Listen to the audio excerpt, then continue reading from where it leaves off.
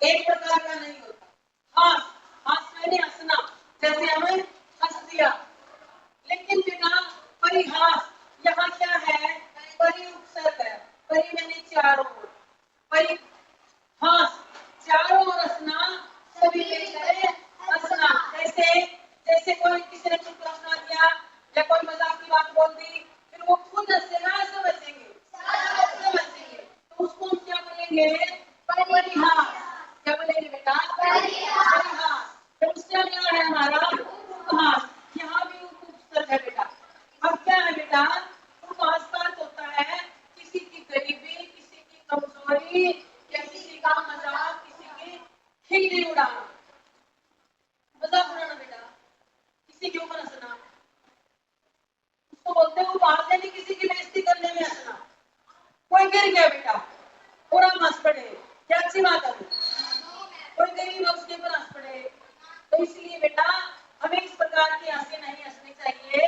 कौन सी, उपहास, यानी किसी का ऐसा मजाक नहीं करना चाहिए। और क्या आता है बेटा, अट्टहास।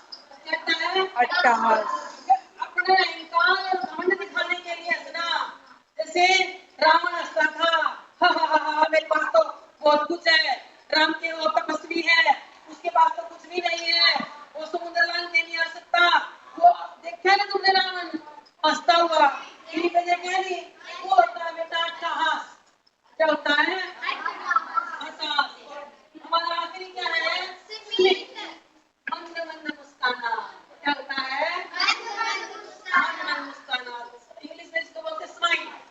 और ये हंसने की सबसे अच्छी स्थिति ये होती है बेटा, हंसने की सबसे अच्छी स्थिति कौन सी होती है, मंद मंद मुस्काना।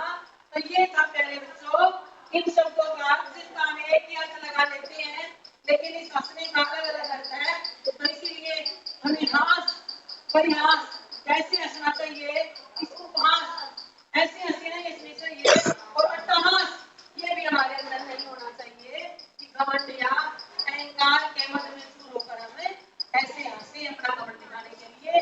तो ये था बेटा इन शब्दों का अर्थ। मैं उम्मीद करती हूँ आप बच्चों को